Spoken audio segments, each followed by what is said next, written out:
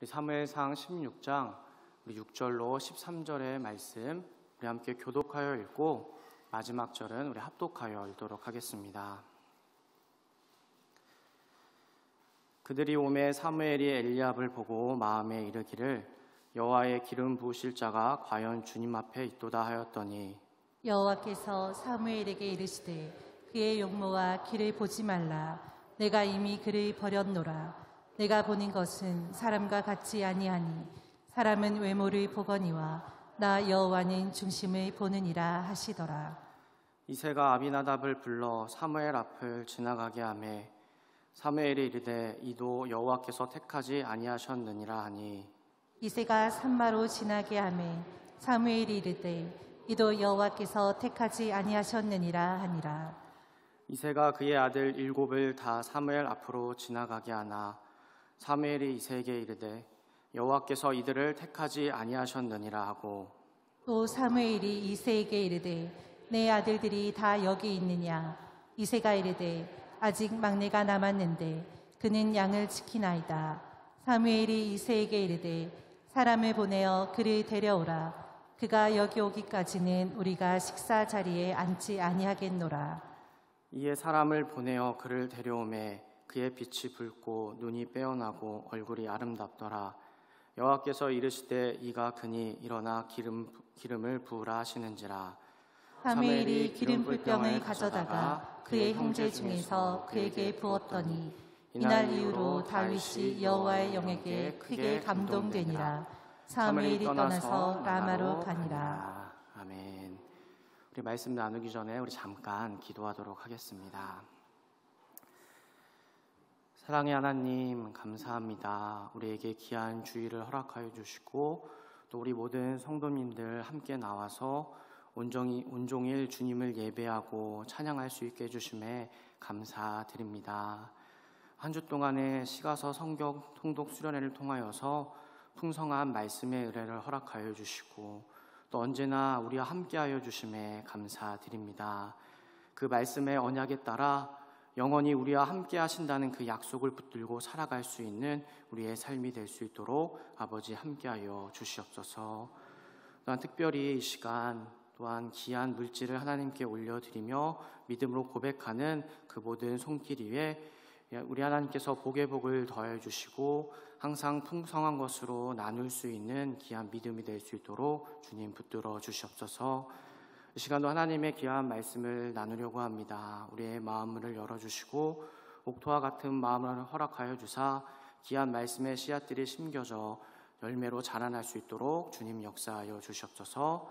이 시간 우리의 예배를 온전히 받으실 하나님께 감사드리며 우리 주 예수님의 이름으로 기도드렸습니다. 아멘. 할렐루야. 아멘. 네, 오늘도 우리 육체의 안식이 아닌 우리 영의 안식을 선택하시어 오후 시간에도 예배의 자리로 나오신 우리 열방의 성도님들을 주님의 이름으로 축복하고 환영합니다. 우리 옆에 또 앞뒤에 계신 우리 성도님들과 이 말씀으로 함께 인사하면 좋을 것 같습니다. 우리 아가서 8장 4절 말씀입니다. 예루살렘의 딸들아 내가 너에게 부탁한다. 내 사랑하는 자가 원하기 전에는 흔들지 말며 깨우지 말지니라. 우리 이 말씀처럼 우리 사랑하는 마음으로 우리 옆에 계신 성도님들께 우리 다음 장 또 한번 넘겨주세요. 네, 우리 이렇게 인사하면 좋을 것 같습니다. 네, 옆에 계신 성도님께 인사하십시오. 네, 사랑하는 마음으로 깨우지 않겠습니다. 네, 우리 한 주간 우리 새벽과 저녁 시간 또 우리 시가서 성경 통독 수련회로 우리가 달려왔습니다. 그래서 분명히 육체 가운데에 피곤함이 있을 줄 믿습니다. 또 특별히 오늘 우리 성도님들을 사랑하는 마음으로 우리 귀한 식사 봉사로 섬겨주신 우리 오교구와 우리 태평양 지사님, 네, 우리 지사님께서는 주무시더라도 제가 눈 감아 드리도록 하겠습니다. 사랑하는 마음으로 우리 옆에 계신 성도님들께서 우리 원하실 수 있을 만큼 주무시도록 깨우지 않으셔도 됩니다. 다시 이제 말씀으로 돌아와서 오늘 말씀은 이제 지난 수요 예배 제가 나누었던 말씀과 이제 연결되는 말씀입니다. 그 말씀의 제목 하나님의 이제 또 다른 선택이라는 제목으로 이제 우리 성도님들과 함께 말씀의 은혜를 나누려고 합니다. 지난 말씀에 나눈 것처럼 모든 인생의 주인, 또 그 모든 역사의 주관자는 바로 우리 하나님이시기 때문에 그분의 뜻과 섭리 가운데에서 이 역사가 흘러가며 하나님께서 선택하신 그 사람을 우리 하나님께서는 사용하십니다. 그래서 이스라엘의 첫 번째 왕인 사울, 그를 하나님께서는 주권적으로 선택하셨고 또한 그를 사용하셨습니다. 그러나 그가 하나님의 선택으로 왕이 되었음에도 불구하고 그는 자신의 능력과 힘으로 왕이 된 것처럼 하나님의 말씀에 불순종하게 됩니다. 그는 하나님의 말씀을 청종하여서 아말렉과 또 그 속한 모든 소유를 진멸해야 했습니다. 그러나 교만한 마음으로 하나님의 말씀을 판단하고 또한 계산하여서 자신의 눈에 볼 때에 하찮은 것만 그가 진멸하게 되죠. 그리고 하나님께서 사무엘 선지자를 보내어서 회개할 수 있는 기회를 주었음에도 그는 자신의 생각으로 판단한 그런 불순종한 모습을 하나님의 말씀에 청종하였다라고 말하며 자신의 죄를 깨닫지 못합니다. 하나님께서는 그런 사울을 보시며 선지자 사무엘을 통해서 그를 훈계하며 순종이 제사보다 낫고 듣는 것이 순양의 기름보다도 낫다고 말씀하시고 이제는 왕의 자리에서 하나님께서 당신을 버렸다고 말하게 됩니다. 즉 사울이 하나님의 말씀을 버렸을 때에 하나님께서 또한 그를 버리신 것입니다. 사울이 하나님의 말씀을 순종하지 않고 버림받게 된 것, 바로 그 안에 있는 교만한 마음으로 하나님의 말씀을 청종하지 않았기 때문이죠. 사울이 처음 하나님께 왕으로 선택받을 때 그는 겸손한 사람이었습니다.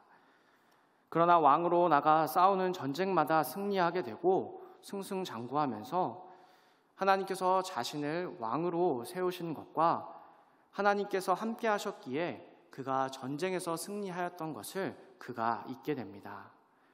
오로지 자신의 힘과 능력으로 전쟁에서 이겼다고 생각하였던 사울은 하나님의 말씀을 자신의 판단 아래 두어 그 말씀을 순종할지 불순종할지 자신의 교만함으로 선택하게 된 것입니다. 또한 자신의 이름을 높이기 위한 기념비를 세우면서 자신을 왕으로 세우신 분이 하나님임을 그가 잊어버리게 됩니다.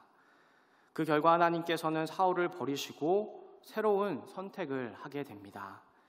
다시 말해 사울을 대신하여 이스라엘을 이끌어갈 새로운 왕, 하나님께서 또 다른 선택을 하시겠다고 바로 말씀하시는 것입니다. 우리 사무엘상 16장 1절 말씀을 우리 함께 읽도록 하겠습니다. 시작. 여호와께서 사무엘에게 이르시되 내가 이미 사울을 버려 이스라엘 왕이 되지 못하게 하였거늘 내가 그를 위하여 언제까지 슬퍼하겠느냐. 너는 뿔에 기름을 채워 가지고 가라. 내가 너를 베들레헴 사람 이새에게로 보내리니 이는 그가 그의 아들 중에서 한 왕을 보았느니라 하시는지라. 아멘. 하나님께서는 사무엘에게 1절 말씀을 통해서 내가 사울 대신에 선택한 새로운 왕을 보았다라고 말씀하십니다. 그리고 너는 그에게로 가서 기름을 부어서 이스라엘 왕으로 세울 것 또한 말씀하시지요. 1절 말씀에 보았다라고 하는 단어는 원어적인 의미가 하나님의 안목에 따라서 판단하시고 이미 선택하였다라는 뜻을 갖고 있다고 합니다.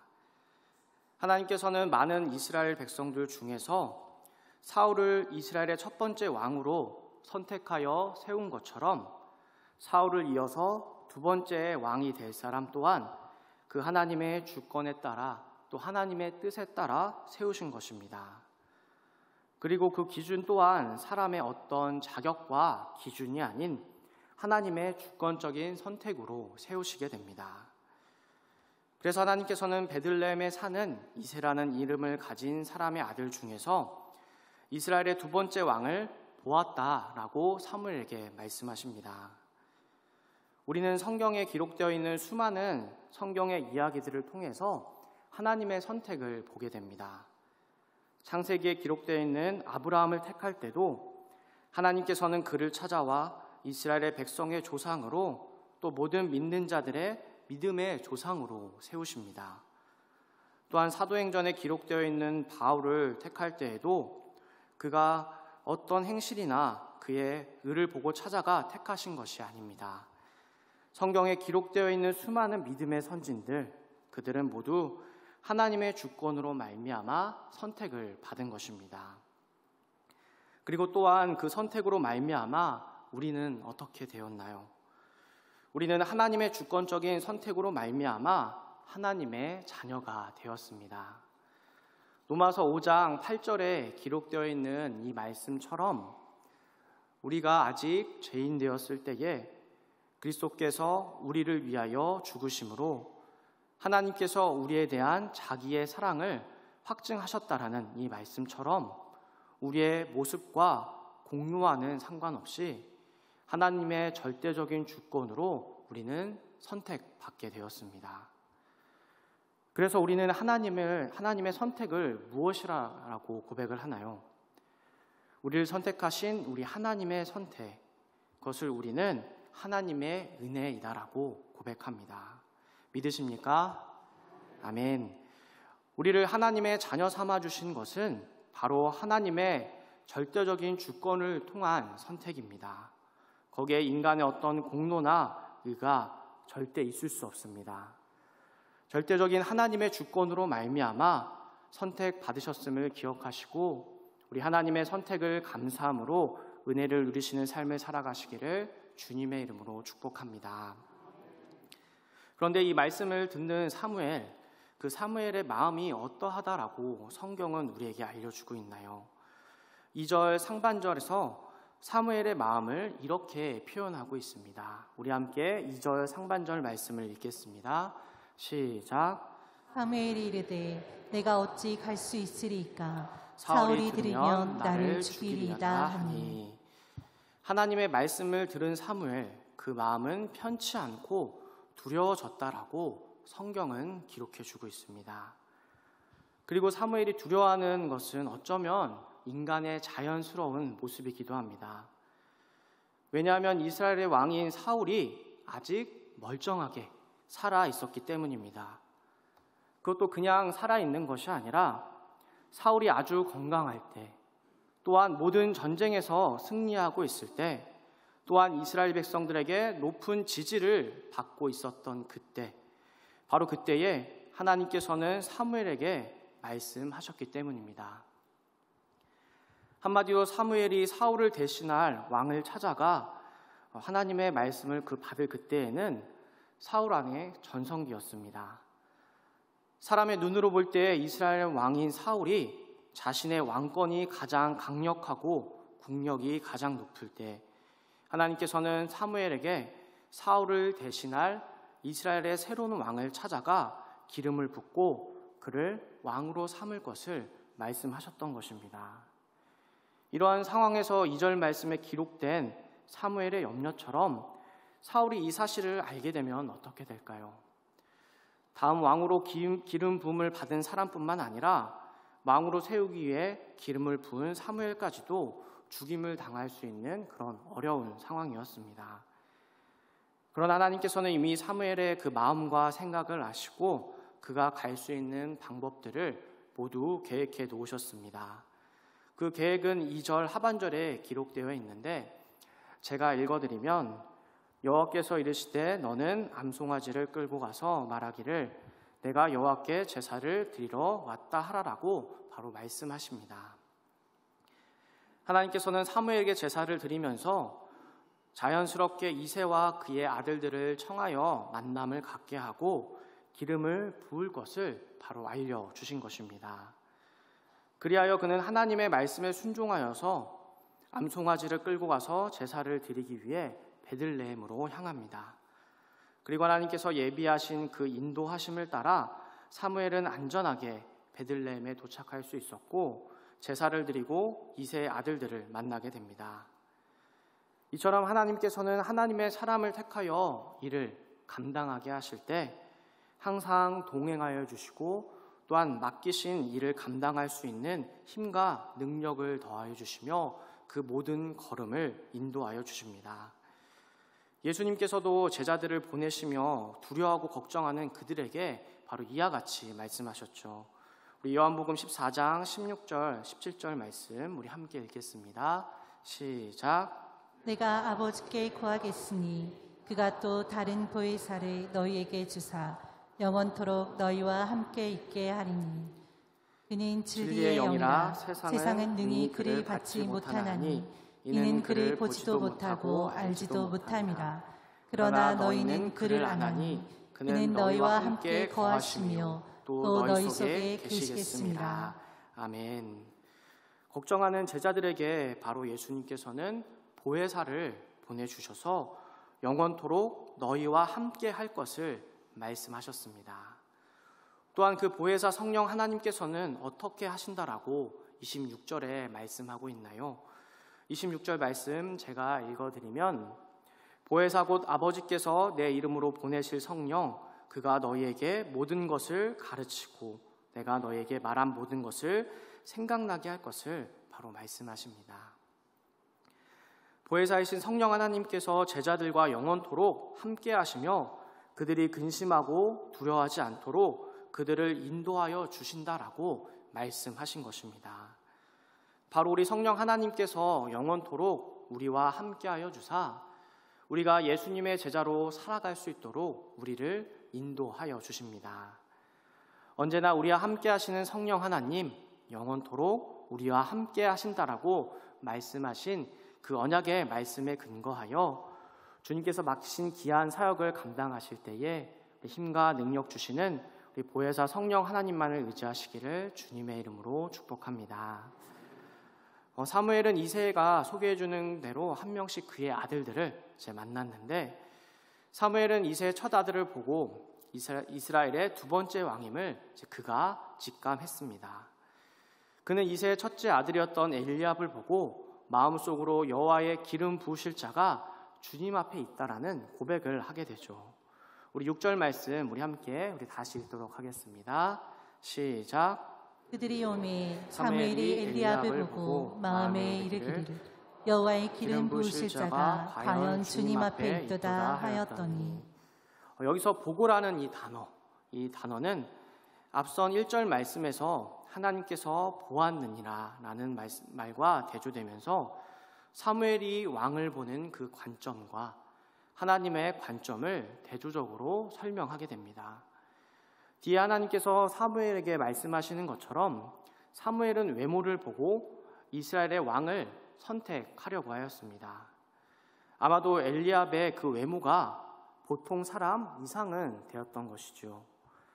왜냐하면 사무엘이 들어오는 그 엘리압을 처음 본 그 순간 그 첫 인상이 바로 이스라엘의 두 번째 왕임을 고백할 정도로 그의 외모가 훌륭했기 때문입니다.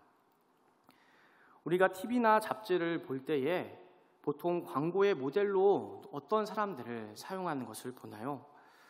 외형적으로 아주 준수한 사람, 또한 키가 크고 날씬하고 잘생기고 아름다운 외모를 가진 사람들이 보통 그 광고에 모델을 하는 것을 많이 봅니다.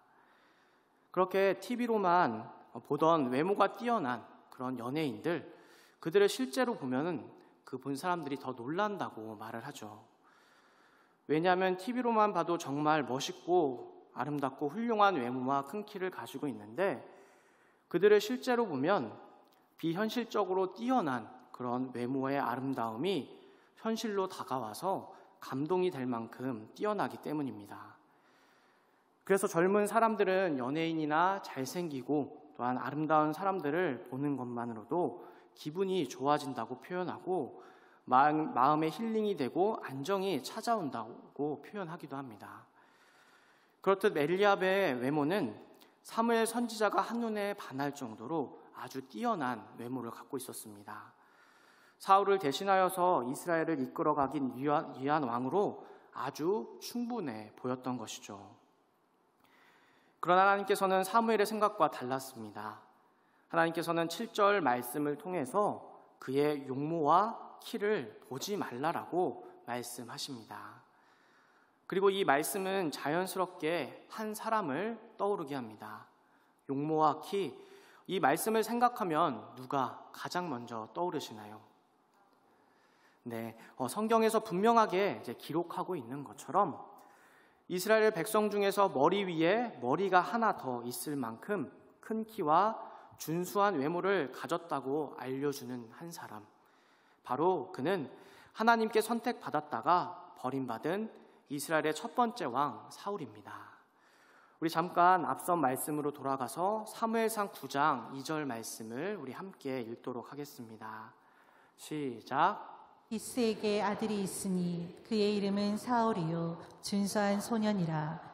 이스라엘 자손 중에 그보다 더 준수한 자가 없고 키는 모든 백성보다 어깨 위만큼 더 컸더라. 바로 사울이 이스라엘 백성들 중에서 준수한 외모를 갖고 있으며 키도 모든 백성보다 어깨 위에 머리가 있을 만큼 컸다라고 분명하게 말씀은 기록해 주고 있습니다. 이 말씀을 생각하시면서 다시 사무엘상 16장 7절 말씀으로 돌아와 그 말씀을 보면 여호와께서 사무엘에게 이르시되 그의 용모와 키를 보지 말라. 내가 이미 그를 버렸노라. 내가 보는 것은 사람과 같지 아니하니 사람은 외모를 보거니와 나 여호와는 중심을 보느니라라고 하나님께서는 사무엘에게 가르쳐 주십니다. 그의 용모와 키를 보지 말라.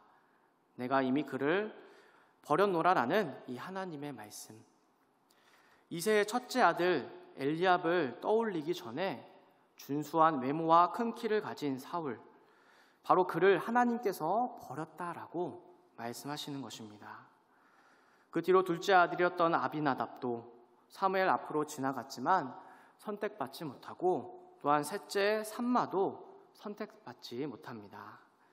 그렇게 집안에 있는 이새의 아들 7명이 다 사무엘 앞으로 지나갔지만 여호와께서는 그들 중에서 아무도 선택하지 않으십니다. 사무엘은 이상하게 생각하여 이새에게 질문합니다. 11절 상반절에 또 사무엘이 이새에게 이르되 내 아들들이 다 여기 있느냐라고 바로 이새에게 질문을 하게 되죠. 그 질문에 이새는 어떻게 대답을 하고 있나요? 계속해서 11절 말씀을 보면 이새가 이르되 아직 막내가 남았는데 그는 양을 지킨다라고 바로 말씀하고 있습니다. 우린 여기서 이상한 것을 느끼게 됩니다. 아니 이새의 8번째 아들인 다윗은 왜 처음부터 이 자리에 함께 하지 않았을까? 그 이유를 우리가 곰곰이 생각해 본다면 아마도 이새의 막내 아들이었던 다윗은 그의 아버지나 가족 누구로부터 손님에게 소개할 만큼 중요한 아들은 아니었던 것 같습니다. 왜냐하면 이스라엘의 당대에 가장 유명한 그런 선지자, 바로 지도자였던 사무엘이 작은 시골 마을인 베들레헴을 방문하게 되고 특별히 그가 이새의 가족들을 청하여서 모든 가족이 사무엘을 만날 수 있는 그런 귀한 자리였음에도 다윗은 누구에게도 관심을 받지 못했기 때문입니다. 사무엘이 방문했던 그날이 다윗이 양을 치는 순서로 뜰에 나가 있던 건지 아니면 양치는 일이 다윗이 맡아 하는 일이었는지 성경이 자세하게 기록하진 않지만 그의 아버지와 가족들은 사무엘이 다른 아들을 찾기 전까지 아무도 다윗을 찾지 않았습니다. 이 모습은 현재 다윗의 위치와 그의 존재가 어디에 있는지 알려주는 말씀입니다. 사람의 생각과 기준으로 어떻게 다윗 같은 사람이 이스라엘의 왕이 될 수 있었을까? 그의 아버지 이새를 비롯한 그의 모든 가족들이 생각하면서 아마도 그를 찾지 않았던 것이죠. 하나님께서는 그를 주목하여 사무엘이 찾아갔을 때 그는 가족 안에서조차 인정받지 못하는 볼품없는 사람이며 아무도 찾지 않는 존재감 없는 사람이라는 것을 나타내 주는 것입니다. 그런데 하나님께서는 그런 다윗을 어떻게 하시나요? 그를 하나님의 주권으로 보게 되고 그를 택하시어 찾아가 불러내어 사울의 뒤를 이어 이스라엘을 이끌어갈 두 번째 왕으로 바로 그를 세우시게 됩니다.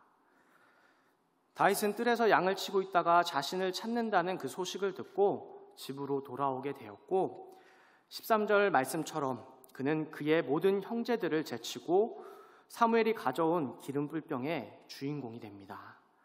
이날 이후 하나님께서는 그와 함께 하셨고 그는 더 이상 이새의 아들이면서 아들로서 대접받지 못하고 무명한 존재가 아니라 이제는 하나님이 함께 하시는 다윗으로 자신의 그 이름을 성경에서 나타내기 시작합니다.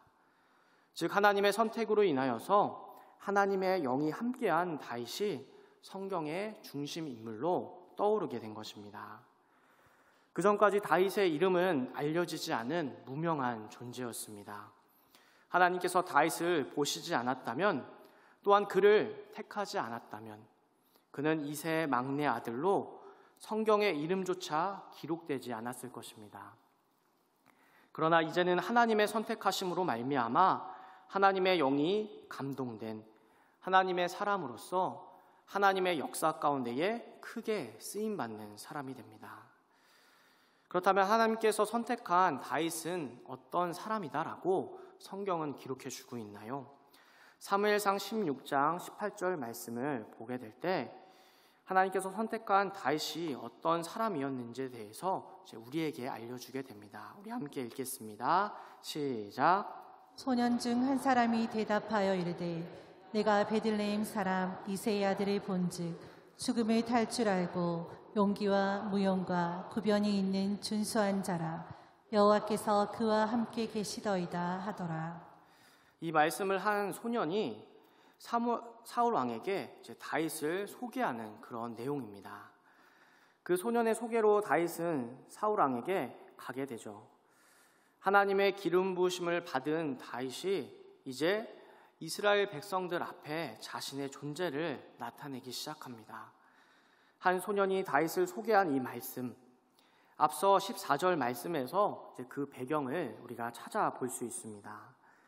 하나님께 선택받았던 사울에게서 하나님의 영이 떠나게 되고 하나님께서 부리시는 악령이 그를 번뇌하게 만듭니다. 그 번뇌는 신하들에게까지 알려지게 되고 그를 치료할 수 있는 방법을 그들이 강구하게 됩니다. 사울의 신하들은 치료할 방법으로 수금을 통한 음악 치료를 사울에게 제시하게 되고 수금을 잘 탈 수 있는 그 사람을 찾게 되죠. 그때 한 소년이 수금을 잘 타는 그 소년을 내가 알고 있다라고 말하고 수금을 잘 타는 소년이었던 다윗을 바로 사울 왕에게 추천합니다. 그런데 그는 수금만 잘 타는 것이 아니라 용기와 무용도 있고 구변이 있고 준수한 사람이다라고 덧붙여 소개하면서 마지막으로 하나님께서 그와 함께하는 사람이다라고 확실히 다윗을 추천합니다. 저는 이 말씀을 읽고 준비하면서 참 신기한 생각을 해봤습니다. 건강한 사울이 갑자기 번뇌하는 병, 오늘날로 생각해보면 신경정신계통의 질병에 걸리게 되었을까? 또한 그 병을 치료할 방법으로 다른 많은 방법들이 있었을 텐데 그의 신하들은 왜 다른 방법이 아닌 수금을 통한 음악치료 방법을 추천하였을까? 거기에 더 나아가 작은 시골에 살고 있던 다윗, 시골에서 양이나 치던 그런 목동인 다윗이 어디서 수금을 배웠고 또 수금을 잘 탈 수 있었을까? 거기에 더 나아가 시골에 살고 있던 존재감 없는 무명한 다윗을 어떻게 사울 왕궁에 있던 소년 중에 한 사람이 알고 있었을까? 인간의 생각으로 생각하면 한 소년이 다윗을 추천하여 다윗이 등장하기까지 절대 이해될 수 없는 과정이고 우연 중에 우연이며 정말 엄청난 확률이 있어야 가능한 일이 바로 성경에 기록되어 있는 것입니다. 사람의 생각으로 아무리 생각해도 이해가 되지 않는 이 불가능한 일이 바로 기름 부음을 받은 다윗에게 일어났던 것입니다. 여러분들은 어떻게 생각하시나요? 이런 일이 우리의 삶 속에서 일어날 수 있는 일일까요? 제가 이해하기 쉽게 예를 들어 다시 한번 비유적으로 설명드리면 건강한 우리나라의 대통령이 어느 날 신경정신계통의 질병에 걸려 아프게 되었는데 그 속한 참모진들이 치료의 방법으로 생각한 것이 바로 악기를 통한 음악 치료를 추천한 것입니다. 그래서 악기를 잘 다룰 수 있는 사람을 찾고 있는데 대통령 주변에 있는 참모진 중에 한 사람이 의정부에 살고 있는 어떤 청년 중에 악기를 잘 다루는 사람이 있어 이제 그를 소개하게 되었고, 우리 성도님들의 자녀분들 중에서 한 명이 추천되어서 대통령의 질병을 치료하는 치료사로 쓰임받게 된 것입니다. 어떤가요? 실제로 현실에서 일어날 수 있는 그런 일일까요? 참으로 현실적으로 일어날 수 없는 그런 불가능한 일에 가깝습니다. 그런데 18절 후반절에 나와 있는 이 말씀을 통해서 저는 그 답을 찾게 되었습니다. 우리 다시 한번 18절 말씀을 함께 읽겠습니다. 시작. 소년 중 한 사람이 대답하여 이르되 내가 베들레헴 사람 이새의 아들을 본즉 죽음을 탈 줄 알고 용기와 무용과 구변이 있는 준수한 자라 여호와께서 그와 함께 계시더이다 하더라. 아멘. 여호와께서 다윗과 함께 하신다라는 이 성경의 기록을 통해서 현실에서 불가능할 것 같은 불가사의한 그 일이 저는 이해가 되었습니다. 바로 하나님께서 함께 하시기에 사람의 생각으로 절대 일어날 수 없을 것 같은 일이 다윗에게 일어났던 것입니다. 하나님께서 우리와 함께 하신다면 우리의 삶에 불가능한 일도 가능하게 하시는 놀라운 일들을 경험할 수 있습니다. 그리고 어쩌면 지금까지 우리의 삶이 하나님의 은혜이며 하나님께서 함께 하셨기 때문에 지금까지 지나온 줄 믿습니다. 말씀을 준비하며 저의 짧은 인생을 한번 돌아보았습니다. 하나님께서 저의 인생 가운데에 중요한 때마다 바른 길로 인도하여 주시고 또 인생의 고비마다 지켜주셔서 제가 지금 이 자리에 서서 하나님의 말씀을 전할 수 있도록 세워주셨습니다. 말씀을 듣고 계신 우리 성도님들 역시 항상 하나님께서 지켜주시고 또 인도하여 주시고 채워주셨기에 여기까지 왔다는 저의 고백과 다르지 않을 거라 생각이 됩니다. 하나님께서는 한 번 택한 백성을 절대 포기하시거나 버리시지 않는 것처럼 때로는 내 인생에서 하나님께서 없는 것처럼 느껴지는 힘든 그 시간 속에서도 하나님께서는 변함없이 동일하게 우리를 지켜주시고 인도하여 주신 것입니다. 혹 지금 답답한 마음이 있고 풀리지 않는 기도의 제목으로 힘든 시간을 보내고 계신가요? 지난 세월을 돌아보시며 우리를 책임져 주시고 함께하여 주신 우리 하나님의 은혜를 돌아보십시오. 우리가 하나님께서 인도하여 주신 그 은혜를 돌아보게 될 때 오늘도 변함없이 신실하게 하나님의 백성들을 지키시고 인도하시는 그 하나님을 만날 줄 믿습니다. 언제나 신실하게 우리와 동행하여 주시는 하나님을 믿음으로 고백하시고 항상 동행하여 주시는 하나님만을 의지함으로 은혜로 승리하시기를 주님의 이름으로 축복합니다. 다윗은 이 일을 통해서 사울에게까지 사랑을 받으며 사울이 신뢰하는 사람이 됩니다. 즉 사울의 옆에서 자기의 무기를 드는 자로 다윗을 삼고 자신을 생명까지 맡길 수 있는 사람으로 이제 다윗을 택하였던 것입니다. 사울은 후에 다윗의 집에 사람을 보내고 앞으로 다윗은 왕궁에서 지내면서 나와 함께 하겠다라고 그를 선택하게 됩니다. 다윗은 사울의 왕궁에서 사울과 함께 지내면서 사울에게 악령이 이를 때마다 악령을 쫓아내는 사울에게 가장 필요하고 중요한 사람으로 쓰임 받게 됩니다. 한 소년이 추천한 다윗은 분명 말씀에서 기록하고 있는 것처럼 여러 가지 능력을 가진 사람입니다. 베들레헴이라는 작은 시골에서 양을 치는 그런 목동이었음에도 불구하고 그는 수금을 탈 줄 아는 음악에 재능이 있는 사람이었습니다. 또한 다윗은 들짐승으로부터 자신의 양떼를 지킬 수 있는 용기와 무용을 갖춘 그런 사람이었고 거기에 말을 잘하는 구변이 있고 용모가 잘생기고 다른 재주가 많은 준수한 사람이었습니다. 한 소년이 소개하고 추천하는 이 다윗의 모습은 분명 능력이 많고 뛰어난 사람임에 분명합니다. 그런데 만약 하나님께서 그와 함께 하시지 않았다면 그는 어떻게 되었을까요? 그런데 만약 하나님께서 그를 선택하시지 않았다면 그는 어떻게 되었을까요? 아마도 다윗은 용기와 무용이 있어서 양떼를 잘 지키고 또 수금을 잘 타고 구변이 있는 준수한 청년이었지만 베들레헴에 살고 있는 이새의 아들로 그 생을 마쳤을 것입니다. 결국 우리의 삶은 하나님의 은혜 없이는 절대 살아갈 수 없는 삶입니다. 이제 말씀을 정리하면서 지금도 하나님께서는 이 세상을 바라보고 계십니다. 즉 하나님께서 사용하실 한 사람 한 사람을 찾고 계시며 선택하기 위하여 바라보십니다. 베들레헴에 살고 있었던 다윗은 이새의 아들로 아버지와 가족으로부터도 자신의 존재를 인정받지 못한 존재감 없고 무명한 자였습니다. 그런데 그런 무명한 자를 하나님께서는 바라보시고 선택하시어 함께해 주심을 통해 그는 유명한 자가 되었습니다. 앞으로 다윗은 더 이상 이새의 8번째 아들이 아닌 이스라엘 백성들을 통치하고 다스리는 다윗 왕으로서 성경에 그 이름이 기록되어지고 예수님을 믿는 모든 자들이 다윗 왕을 알게 됩니다. 하나님의 말씀에 순종하여 살아가는 사람들, 그 사람들은 하나님께서 높여주시고 하나님께서 유명한 자로 만들어 주십니다. 그러나 만약 사람들에게 유명하지 않다고 해서 절대 슬퍼하실 필요는 없습니다.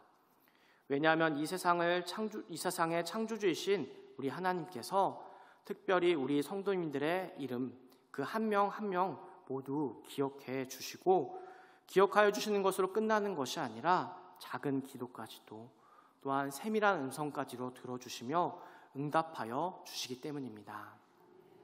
언제나 하나님께서 우리를 바라보신다는 것을 잊지 않으시기를 주님의 이름으로 축복합니다. 우리 하나님께서 이미 우리 성도님들을 바라보고 계십니다. 즉 이 자리에 계신 우리 모든 분들은 하나님께 선택을 받으신 것입니다.